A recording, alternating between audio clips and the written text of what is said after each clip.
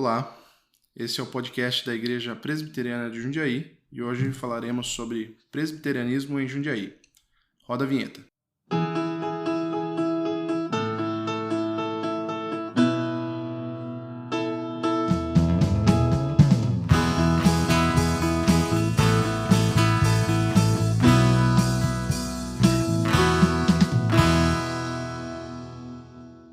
Fala pessoal, muito bom estar com vocês novamente aqui.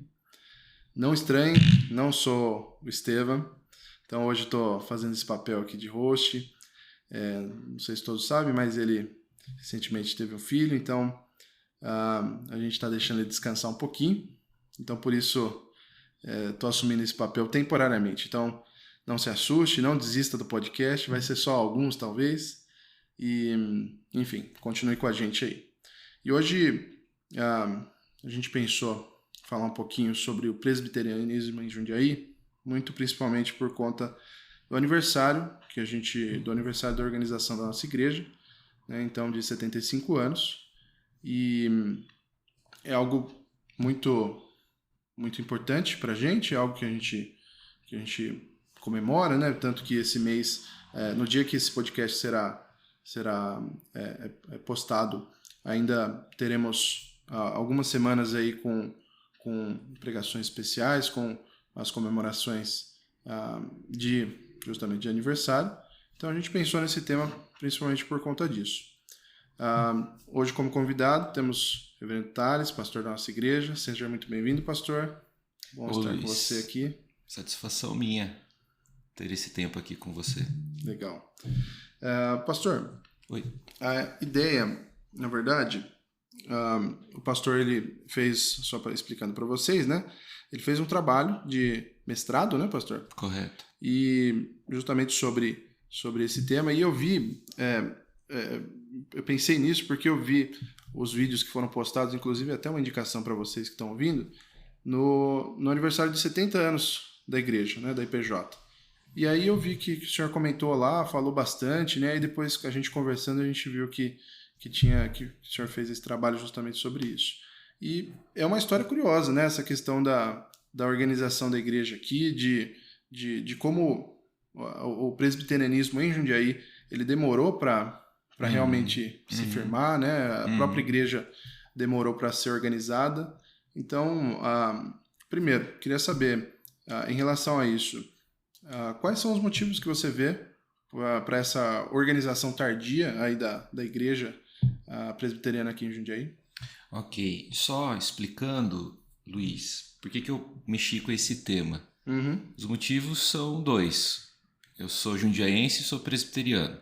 Ótimo. Então, quando precisei escolher um tema, e gosto muito de história. Legal. Então, escolhi esse tema justamente porque ele representa esse encontro entre duas áreas de interesse, Jundiaí e presbiterianismo. Legal. E realmente, Luiz, o presbiterianismo em Jundiaí teve dificuldades para se organizar, para se inserir na sociedade jundiaense. A primeira pregação por aqui aconteceu na segunda metade do século XIX. Ok. Então, Simonton chega no Brasil em 1859 e em 1867 nós já temos pregação presbiteriana em Jundiaí.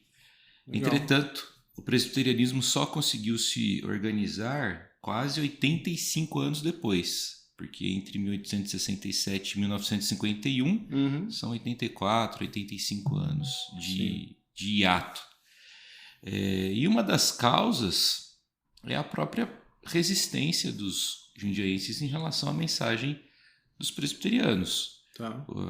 Os jundiaenses, assim, são católicos e o catolicismo jundiaense é bastante consistente. O catolicismo em Jundiaí é bastante equipado, tem a presença de vários líderes, de padres, de párocos.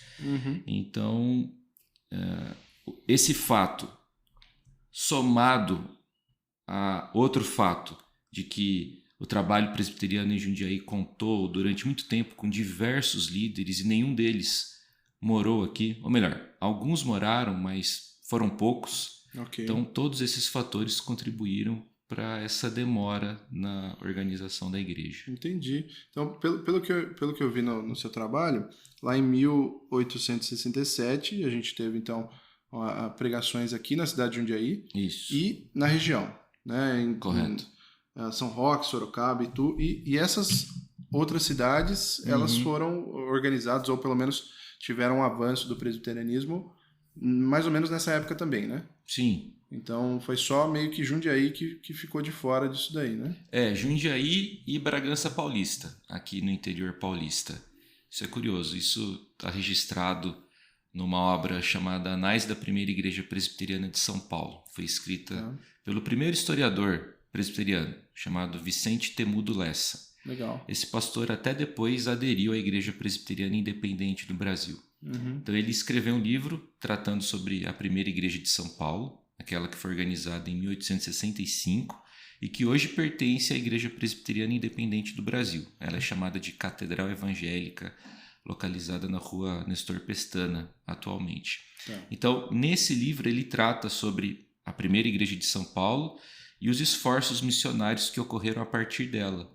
Então é aí que ele trata um pouquinho sobre a pregação do reverendo Emanuel Pires aqui em Jundiaí. Esse é um detalhe muito importante. O primeiro pregador aqui foi o reverendo Emanuel Pires, um português que foi para os Estados Unidos, lá estudou no seminário de Princeton, se não me engano, foi ordenado e foi enviado para o Brasil justamente por conta de conhecer o português.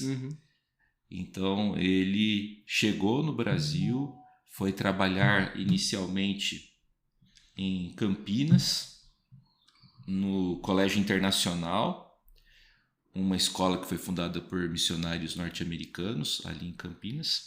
E depois ele... Não, rapaz, não é isso não. Esse é o reverendo Dabney, daqui a pouquinho a gente fala dele. O Pires é missionário e desde o início ele começou a trabalhar com esses esforços missionários mesmo. Entendi. Daqui a pouquinho a gente fala do Dabney, não me esquece, não me deixe esquecer de falar dele. Então foi ele que fez essa primeira pregação lá em 1867? Isso, ele acompanhado de um senhor chamado William Pitt. E essa história é muito curiosa, porque o Pitt é um inglês, e aí ele foi para os Estados Unidos, e lá ele conheceu o reverendo Robert Calley. Quem foi Calley? Calley foi o primeiro missionário representante do que Antônio Gouveia Mendonça chama de protestantismo de missão. Então, nós temos no Brasil o protestantismo de imigração, que é aquele protestantismo que acompanhou os imigrantes alemães e ingleses no início do século XIX. Só que eles chegaram no Brasil e não quiseram evangelizar a pátria. Era mais assim uma religião para os próprios alemães e ingleses. Agora, com Calley a gente tem o início do chamado protestantismo de missão, que é essa galera que chega no Brasil para fazer missão. Calley chega no Brasil antes de Simonton. Ele chega no Brasil em 1855, Simonton só chega em 1859. E aí o Calley conhece o Pitt nos Estados Unidos, ele vem para o Brasil, Pitt permaneceu nos Estados Unidos e o Calley enviou uma carta convidando o pessoal de lá para vir ajudar no trabalho missionário no Brasil. O Pitt aceitou. Ele veio para o Brasil e começou a colaborar com o reverendo Calley durante algum tempo, ajudou na organização da Igreja Evangélica Fluminense, lá no Rio de Janeiro, mas depois se mudou para São Paulo, ficou amigo do reverendo Blackford e com o tempo passou a se interessar pelo presbiterianismo. Depois de algum tempo aderiu, se tornou membro da Igreja Presbiteriana e começou a colaborar com os missionários. Depois de algum tempo ele foi eleito presbítero da primeira igreja de São Paulo e mais tarde foi ordenado ministro da Palavra e dos Sacramentos. Legal. É bem interessante a trajetória do Pitt. Então a primeira pregação em Jundiaí ocorreu por meio do Emanuel Pires, um pastor, e William Pitt. Mais tarde foi ordenado presbítero e futuramente ministro da Palavra dos Sacramentos. E nessa ocasião, pelo que eu entendi, houve também a pregação ela foi interrompida aqui em Jundiaí. Isso aconteceu mesmo? Exatamente. Uhum. A primeira pregação, em abril de 1867, parece que não teve muito interesse, mas aí Pires volta a Jundiaí, sozinho dessa vez, prega, e o registro que ele faz no relatório dele é que ele foi interrompido por um grupo, ele chama de perturbadores da ordem. Tá. Tem um outro, o Lessa, quando conta essa história, ele fala que o Pires foi interrompido por uns malandrinhos, é essa palavra que ele usa. De toda forma, malandrinhos. De toda forma, o Pires não conseguiu concluir a sua pregação aqui. Entendi. Isso é curioso, porque não foi comum esse tipo de coisa no presbiterianismo do século XIX aqui no Brasil. Entendi. Não, legal. É interessante saber isso daí, né? Porque realmente, pensando assim, o que Jundiaí tem de diferente, né? Principalmente comparado com cidades aqui da região, né? Uhum. Que tiveram a mesma proposta, né? Pregações e tal, e a aceitação foi diferente, né? E são cidades próximas, né? Exato. Enfim, é curioso pensar nisso. Agora, sobre José Manuel da Conceição. Uhum. Tem uma pergunta sobre isso. Qual que é a hipótese do senhor para justamente a ausência total de Jundiaí nesses relatórios desse pastor, né, do pastor José Conceição, que, pelo que eu vi aqui, ele é considerado como o padre protestante, né? Isso. Parece que é isso. Porque justamente ele pregou em cidades vizinhas, mas ele não veio para cá. Ele não pregou aqui, pelo menos. Não tem registro disso. Não tem o registro de Conceição pregando em Jundiaí. Isso é muito curioso. Então, para quem não sabe, José Manuel da Conceição foi o primeiro pastor brasileiro presbiteriano. Ele era padre. Na época em que ainda era padre, ele ganhou o apelido de padre protestante, porque ele estimulava o povo a ler a Bíblia, ele fazia o serviço sem cobrar, então ele batizava e fazia outras coisas sem cobrar. A prática da época no catolicismo era cobrar para a realização de algumas coisas, então ele recebeu esse apelido de padre protestante. Ele também começou a ter contato com o reverendo Blackford e depois de algum tempo de contato ele deixou o sacerdócio, abraçou o presbiterianismo e foi ordenado pastor em 17 de dezembro de 1865 pelo presbitério do Rio de Janeiro. E começou o seu trabalho. E o trabalho do Conceição foi assim um trabalho itinerante. Okay. Ele sempre ficou andando, indo de sítio em sítio, de cidade em cidade, pregando o evangelho. E assim, nos relatórios dele, a gente encontra referências a Conceição pregando na capital, ele pregando em Atibaia, ele pregando em Bragança Paulista, ele pregando em Nazaré Paulista. Tem o registro dele pregando em Belém de Jundiaí, que era o nome dado a Itatiba, no século XIX, mas nós não encontramos o registro de Conceição pregando em Jundiaí. E Jundiaí já era uma cidade expressiva naquela época. Conceição tinha um irmão casado com uma jundiaiense. Ele tinha um irmão chamado Mateus, que se casou com uma menina que era de Jundiaí, ou seja, ele conhecia Jundiaí.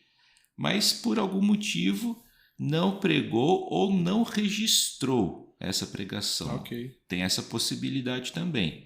É possível que ele tenha pregado, mas não registrado. Mas assim, ele registrou, né, Belém de Jundiaí, Atibaia.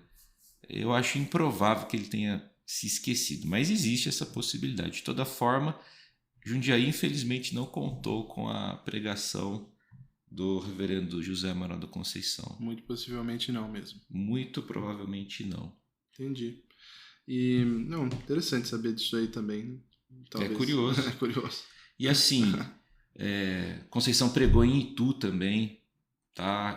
Sorocaba, São Roque, cidades próximas, mas não passou por Jundiaí. Agora, voltando a essa questão dos motivos, né, de não realmente o presbiterianismo de Jundiaí não ter avançado.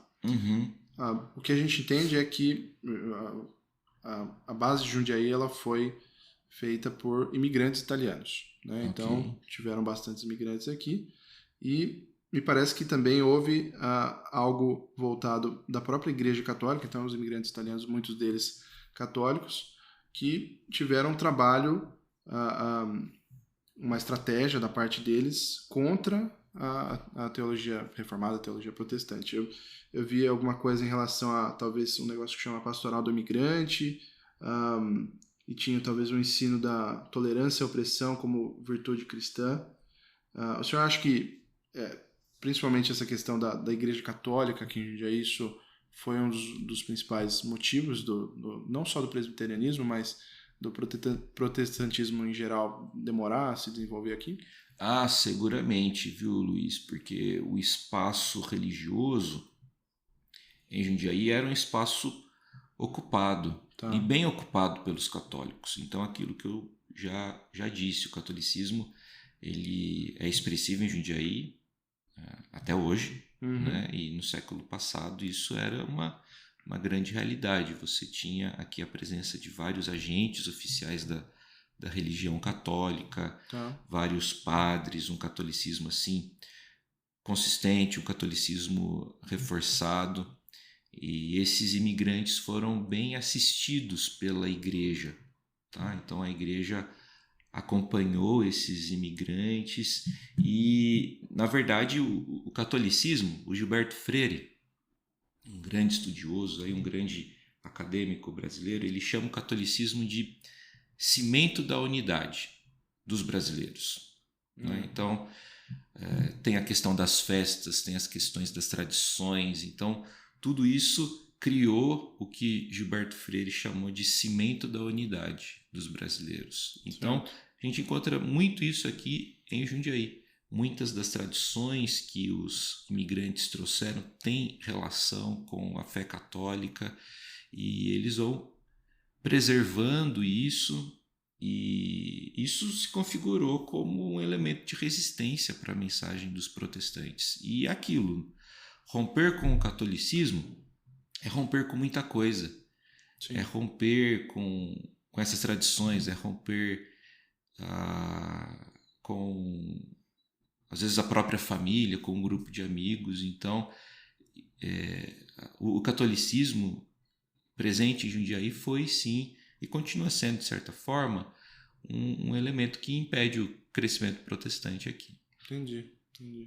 E me parece também que, por volta dos anos 1900, talvez houve um possível conflito com os batistas. Isso aconteceu mesmo? Parece que teve uma questão de ceder um espaço, um mobiliário, alguma coisa assim para eles, mas talvez a justificativa por trás tenha sido talvez algum conflito. Isso realmente aconteceu, pastor? Isso aconteceu. Só retrocedendo um pouco, ô Luiz. Sim. Vou falar sobre a segunda pregação. Sim. Foi com o reverendo Chamberlain, o fundador do Mackenzie. Ele pregou aqui em 1869, assim que assumiu o pastorado da primeira igreja presbiteriana de São Paulo. Então ele precisou tratar de um caso de disciplina de um membro da igreja de lá que morava em Jundiaí. Certo. Lembrando também que nessa época o deslocamento da capital para Jundiaí foi facilitado porque em 1867 inaugurou a Estrada de Ferro. Então os missionários usaram muito a Estrada de Ferro Santos-Jundiaí, que fazia essa ligação entre Jundiaí e a capital. Então o Chamberlain pregou em Jundiaí. Ele pregou para um auditório de 60 pessoas, ouviram ele com atenção. Aí eu penso que o Chamberlain ficou animado, voltou aqui meses depois, mas precisou interromper a pregação para deixar os espíritos sossegarem. É o que ele registrou no livro de Atas da primeira igreja presbiteriana de São Paulo. Olha só. Eu tive o privilégio de ter acesso aos livros, Sim. Então foi a anotação do próprio Chamberlain. Eu Legal. precisei parar de pregar para deixar os espíritos se acalmarem. Tá? Aí depois de um tempo vem para Jundiaí o reverendo Dabney. Esse sim estudou no seminário, foi ordenado, seminário norte-americano, veio para o Brasil para trabalhar no Colégio Internacional, e no tempo dele aqui que Jundiaí teve o seu primeiro fruto, né? A dona Querubina Franco se converteu, abraçou o evangelho e se tornou presbiteriana e ficou na igreja até bem mais tarde. Ok. Depois disso, o trabalho presbiteriano passou a ser assistido pela primeira igreja presbiteriana de São Paulo. Ok. Tá? Os pastores vinham eventualmente, alguns estudantes vinham para pregar. E no ano de 1900, Luiz, olha que interessante, a Igreja Batista chega em Jundiaí. Tá. E eles chegam com um pastor residente, chamado Hermann Gattner. E ao que parece, os presbiterianos de Jundiaí se interessaram pela Igreja Batista e foram todos para lá. Ah, entendi. Tá? Foi isso que aconteceu. Você tinha um grupo protestante aqui pequenininho, mas eles se interessaram pelos batistas e foram para a Igreja Batista no ano de 1900. Interessante isso, né? E aí, os presbiterianos meio que doaram os móveis, os bancos, parece que tinha um instrumento, doaram para a Igreja Batista. Tipo assim, toca o trabalho aí. Abrindo mão. Isso, o conselho da primeira Igreja Presbiteriana de São Paulo. E eles discutiram isso. Você tem registro disso em ata, em coisas assim? Isso. Entendi. Isso. Eles cederam o trabalho para os batistas. Tipo, vamos cooperar, né? Se tem igreja protestante lá, ok. Que os crentes fiquem na Igreja Batista. Mas olha que interessante. O trabalho presbiteriano em Jundiaí foi retomado em 1902, por iniciativa do reverendo Modesto Perestrello Barros de Carvalhosa. Ele era o pastor da Igreja Unida de São Paulo, uma outra comunidade. E mais tarde, em 1903, vai ocorrer o primeiro cisma presbiteriano no Brasil, que dá origem à Igreja Presbiteriana Independente do Brasil. E o conselho da primeira igreja de São Paulo vai aderir à Igreja Presbiteriana Independente e a Igreja Presbiteriana Unida não. Vai manter-se filiada ao então Sínodo do Brasil. Né? A Assembleia Geral só é criada em 1910. Então, você já tem condições aí de identificar diferentes maneiras de lidar com uma mesma questão. Então, para o Conselho da Primeira Igreja de São Paulo, tudo bem. Tem Igreja Batista em Jundiaí? Deixa os crentes lá. Sim. Já a Igreja Unida tinha uma mentalidade diferente. Né? Não, vamos retomar o trabalho presbiteriano lá com os nossos esforços. Tanto que a Igreja Presbiteriana Unida de São Paulo, durante muito tempo, vai tocar o trabalho aqui. Jundiaí foi uma congregação da Igreja Unida durante alguns anos. Ou seja, se não fosse por isso, provavelmente a gente talvez teria uma organização ainda mais tardia. Ainda mais tardia, exatamente. Entendi. Exatamente. Então, os batistas chegam, o pequeno grupo se interessa pela Igreja Batista, mas aí o conselho da Igreja Unida, especialmente o reverendo Modesto, ele retoma o trabalho presbiteriano em Jundiaí. E eu fico imaginando que essa questão também da residência em Jundiaí talvez tenha sido um problema, né? Porque você comentou que os pastores presbiterianos eram de São Paulo, até mesmo estudantes e tal, mas vinham de São Paulo para cá. Isso. Eventualmente. Isso. Já o pastor Batista, ele já morava aqui. Isso. E tem aquele elemento também da própria forma do batismo. O batismo por imersão parece atrair mais do que o batismo por aspersão. Parece mais legal para muitas pessoas. Pelo menos molha mais, né? A pessoa sai mais molhada no final do processo. E assim, o Antônio Gouveia Mendonça mesmo vai... Não, o Émile Leonard, um outro historiador. Esse cara, é interessante a história dele. É um francês que veio para o Brasil para ajudar na implementação da USP. Tá? Ele veio para ajudar na implementação da FEFELESH, na USP, Ciências Humanas. E ele era huguenote, um protestante francês, e ele escreveu um livro muito curioso chamado Protestantismo Brasileiro, analisando os avanços, os esforços protestantes no Brasil. E aí ele vai contar essa história. Ele fala sobre essa questão da interrupção do trabalho presbiteriano em Jundiaí e do crescimento dos batistas. E aí ele analisa o batismo por aspersão e na avaliação dele, o batismo por aspersão tem mais apelo. Entendi. Tipo assim, já que a pessoa está disposta a romper com o catolicismo, ele entendia que o batismo por aspersão evidencia mais isso, sabe? Uma nova vida, uma nova filosofia. É curioso. Então, talvez isso tenha acontecido aqui em Jundiaí. Sim. Então, a forma do batismo, um pastor residente na cidade, diferentemente dos presbiterianos, talvez isso atraiu a atenção dos presbiterianos que a gente tinha aqui até o final do século XIX. Teve um outro podcast que a gente gravou que a gente falou sobre, acho que o tema é a bolha da igreja evangélica. E aí a gente comentou um pouco sobre justamente como o Brasil como um todo, não foi uma análise tão local assim, mas o Brasil ele tem uma rejeição, os evangélicos brasileiros têm uma rejeição muito forte ao catolicismo. Tanto que me parece que em igrejas norte-americanas, por exemplo, uma pessoa que se converte ao protestantismo, do catolicismo, ela não é batizada. Algo que eu acho que para nós aqui, a nossa concepção disso, eu acho que é ok, faz sentido muito mais do que a deles, mas me parece que realmente há uma rejeição. Então, quando o senhor comentou sobre essa questão beleza, o batismo ele acaba evidenciando mais essa ruptura entre o catolicismo e o protestantismo. Então parece que é algo bem brasileiro também, né? Apesar de ser algo regional que a gente está falando aqui, mas ainda assim parece ser algo bem brasileiro, né? Você tocou num aspecto importante. O protestantismo brasileiro ele tem essa característica de ser anticatólico. Então, assim, se o católico faz, a gente não faz. Se o católico faz festa, a gente não faz. Se o católico tem procissão, a gente não tem. Né? Então essa é uma característica do protestantismo brasileiro que às vezes você não encontra em outras regiões do mundo. Às vezes você não encontra isso na própria Europa, nos Estados Unidos. Sim. É importante a gente conhecer isso para a gente conseguir analisar o protestantismo brasileiro. Sim, como muitas coisas são moldadas, né, pela cultura, né? É uma herança histórica. Né? É uma herança histórica.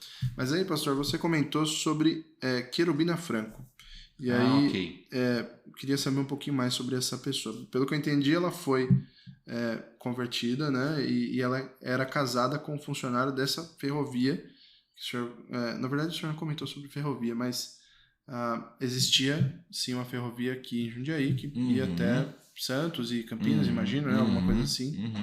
E qual que foi a influência dela para o protestantismo, para o presbiterianismo aqui em Jundiaí? Muito bom. Querubina Franco não era jundiaense. Tá. Parece que ela nasceu em Campinas, mas se mudou muito jovenzinha para Jundiaí. O marido dela era funcionário da Companhia Paulista, ele era ferroviário. Ele se tornou assim amigo do Evangelho. Antigamente a turma gostava de fazer uso dessa expressão, amigo do Evangelho, aquela pessoa que não professava a fé, não era batizada, mas que frequentava a igreja. Okay. Então o marido de Dona Querubina nunca professou a fé, mas parece que frequentava os trabalhos, não tinha dificuldade dela frequentar a igreja. E uma resistência, né? E assim, Dona Querubina foi o primeiro fruto que o presbiterianismo teve em Jundiaí. Tá.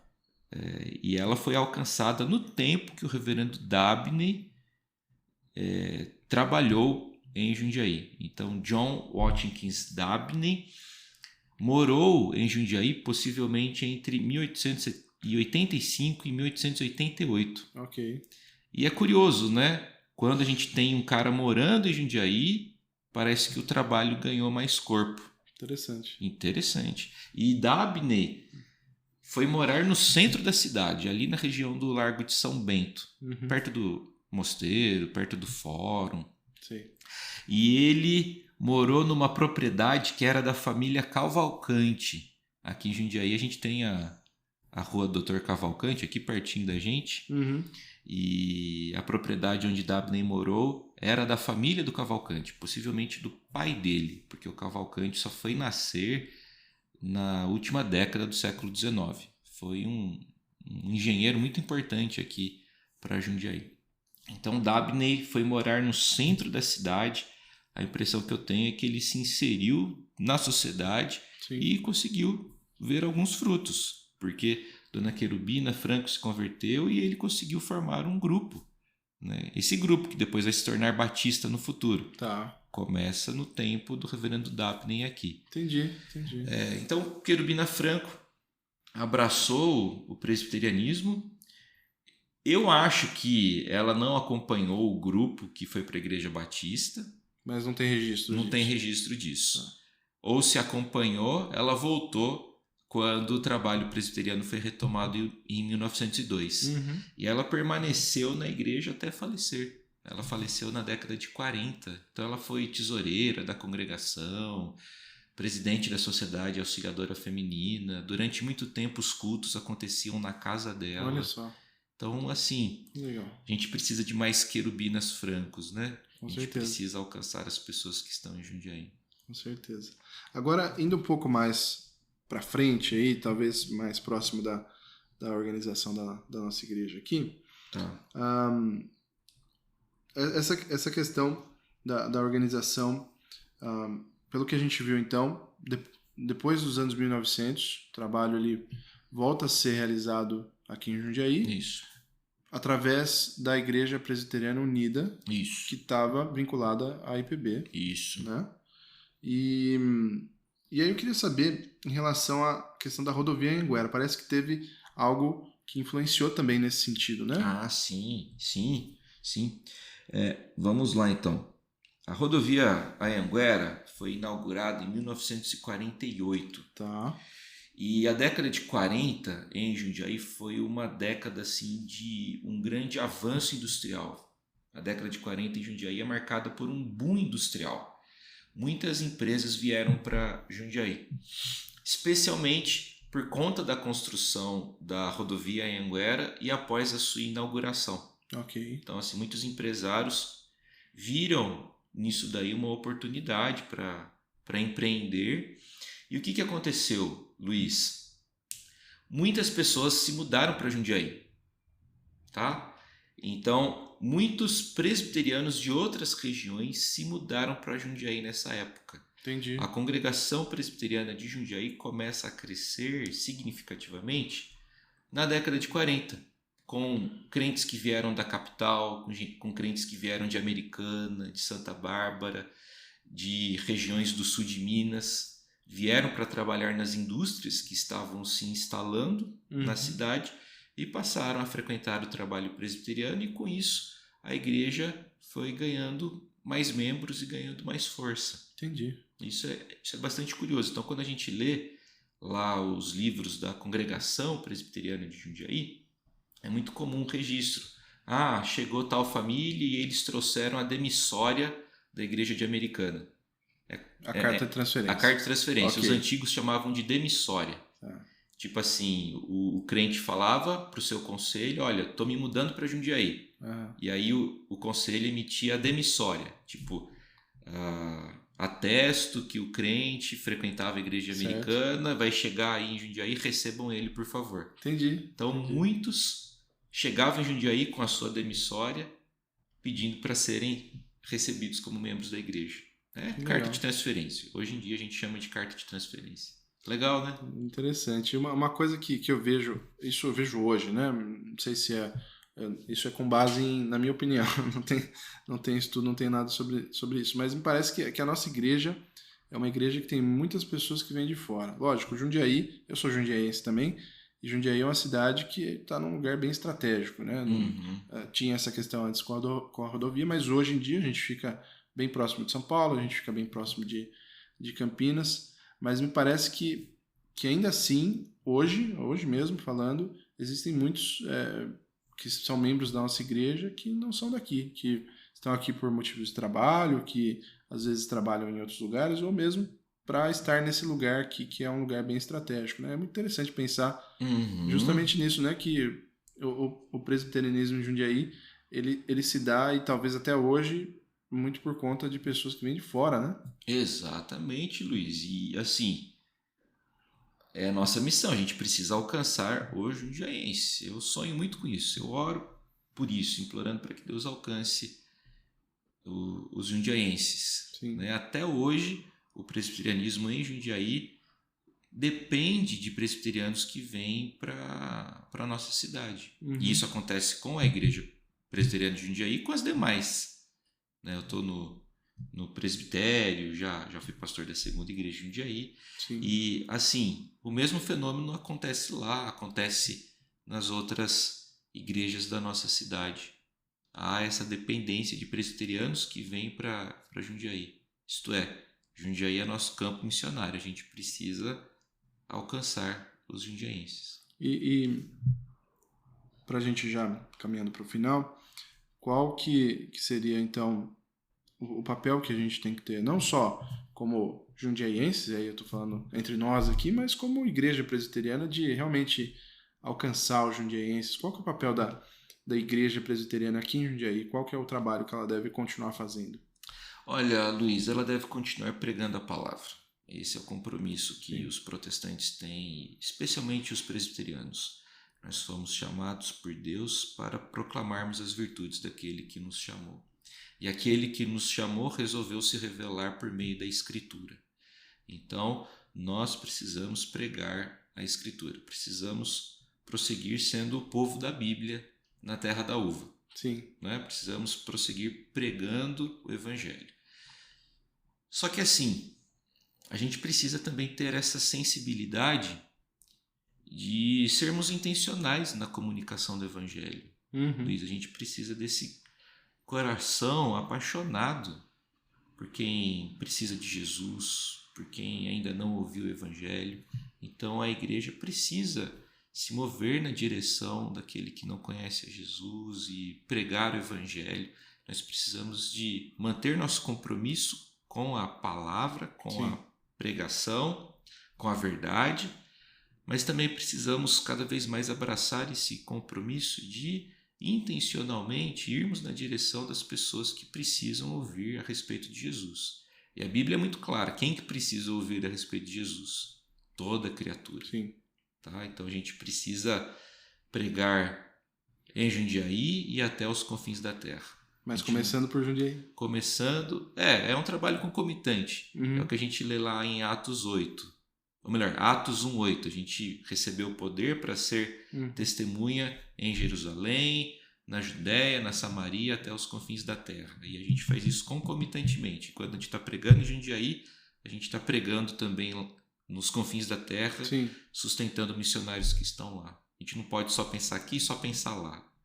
A pregação do Evangelho deve acontecer nessas instâncias concomitantemente. Então é isso, viu, Luiz? É compromisso com a palavra e compromisso com a missão que o Senhor nos deu. Não tem outro segredo, não. A gente precisa da bênção do Senhor. A gente precisa do Senhor concedendo para a gente poder, estratégia e amor pelas almas perdidas. Com certeza, com certeza. Bom, se você ficou até aqui, a gente agradece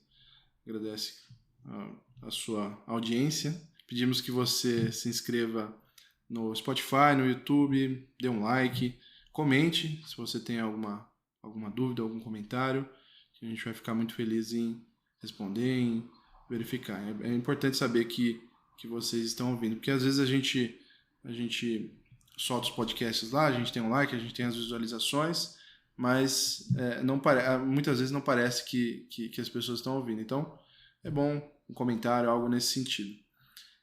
No mais, é isso. Deus abençoe vocês que estão ouvindo a gente e até a próxima. Tchau, tchau.